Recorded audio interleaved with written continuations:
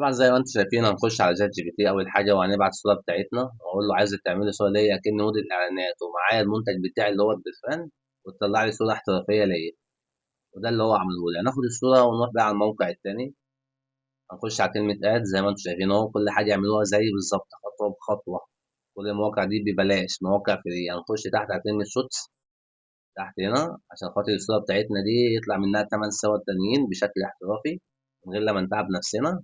هنخش نحمل الصورة بتاعتنا عادي عادي جدا اهو. طبعا دي اعلانات انا كنت عاملها قبل كده يعني بجرب الموقع عامل شغال ولا مش شغال ولا ايه الدنيا. هنستنى بالظبط 5 دقايق يعني هيقول لك اعادة تحميل والكلام ده دوس على اعادة تحميل تاني عادي جدا. اهم حاجة انت افضل اعمل اعادة تحميل اعادة تحميل اعادة تحميل وهيشتغل معاك ما تقلقش من اي حاجة زي ما انت هتشوف دلوقتي اهو. اهو اعادة محاولة شغال. وهنا الحمد لله اشتغلت على طول من اول لقطة. وهنا طلع لي 8 صور اهو زي ما انتم شايفين. في حل من اتنين بقى ممكن ناخد ال8 صور في صورة واحدة نحملها أو ممكن ننزلهم لوحدهم. وأنا أفضل إن إحنا ننزل كل صورة لوحدها وناخد كل صورة لوحدها ونبدأ نعمل بيها فيديو. فاهمين إزاي؟ فإحنا هنا هنحمل الصور كلها لوحدها وهتنزل على هيئة ملف. هنا الشبكة طبعا زي ما انتم شايفين أهو. وهننزل يلا بينا أهو تحميل. تطلع لك فوق كده أهو نزل على شكل ملف هتخش يا باشا عادي تفك الملف جدا الموضوع سهل وبسيط. وبس والصور بقت عندك الموضوع خلص. هنخش بقى على شات جي بي تي التاني عشان احنا دلوقتي عايزين نعمل حاجة كده مختلفة. ودلوقتي معانا 8 صور عايزين بقى نبدأ نطلع بيهم إعلان. هنعمل إيه؟ هنخش عادي على شات جي بي تي زي ما انتم شايفين. عاوزة تعمل لي برومت تحريك بزوايا مختلفة. الناس اللي ما بتعرفش تتكلم أو ما بتعرفش يعني تطلع الفكرة بتاعتها بالنسبة للمواقع بتاعت الاي اي او ازاي اللي هم يفهموا بعض يتعلموا مني انا بتكلم معاهم ازاي. او عاوزك تعمل لي برومت تحريك بزوايا مختلفة كذا مشهد لإعلان بيرفكت نجاري احترافي يكون فيه حركة الكاميرا وحركة المنتج وهو بيرش. دي أول لقطة. وستايل التصوير احترافي أهو. كمان لسه أنا هقول له كمان إن أنا عايزهم في 8 مشاهد أهو شوف. مكون من 8 مشاهد كل مشهد لوحده أو كل مشهد منفصل تقريبا أو بحركة كاميرا مختلفة. نستنى لحد أما يخلص أهو. وإضاءة. طبعا ما تنسوش أهم نقطة. عايز البرومت ده يكون موجه لموقع اللي انا ابدا احرك عليه. الموقع بتاعنا اسمه كروك. محدش ينسى الموقع لسه بلاش لحد دلوقتي. والموقع ده يعني كل يوم فيه تطور حلو وشغال.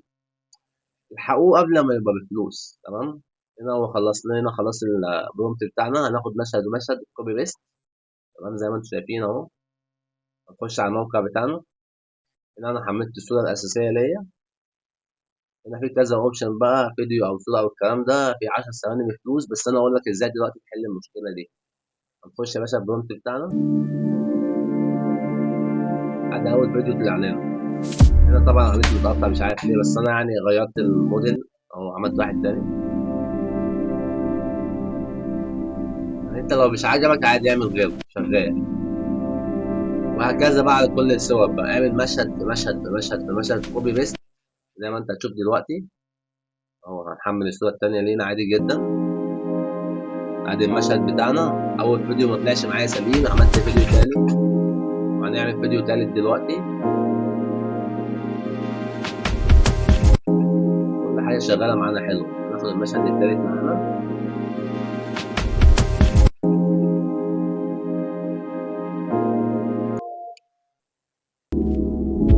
اهو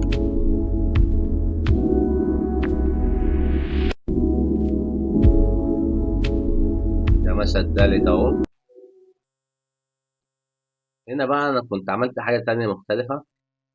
خدت يعني شغلت خيالي شوية قلت له أنا عايزك تعمل لي بومت احترافي تحرك الصورة أول لما يرش البرفان يبدأ يتخيل أكنه بيطير في السماء. يبقى فاهمني أنت فاهم إزاي؟ أنا قلت له إعلان جامد أوي بيودي من مكان لمكان تاني. والله حلو اللي هو فهمني يعني أنا قاعد شغال عادي. جه في دماغي اللي أنا أقول له مثلا أنا عايز اللي هو أول لما يرش البرفان عليا أنا أبدأ أطلع للسما وأتخيل بقى نفسي في حتة تانية. تمام. ده خيال كل ده وانا قاعد شغال. المفروض ان انا خلاص كنت هعمل اعلان بسيط كده وشويه مشاهد على بعض وخلاص. بعدين قلت لا احط التاتش بتاعي. ان هو زي ما انتم شايفين، اول حاجه طلعت معايا هو المنظر ده،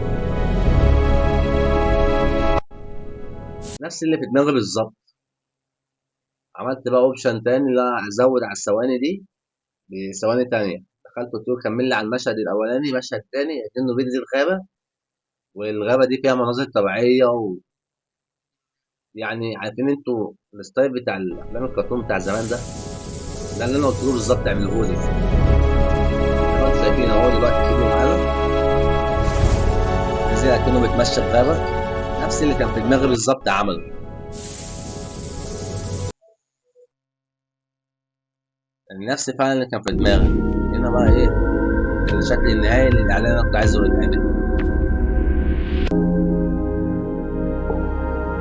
انا خدت الفيديوهات حطيتها على موقع مونتاج عادي جدا، لزقت بس وحطيت شويه نغمات والاعلان طلع معايا زي ما انتم شايفين.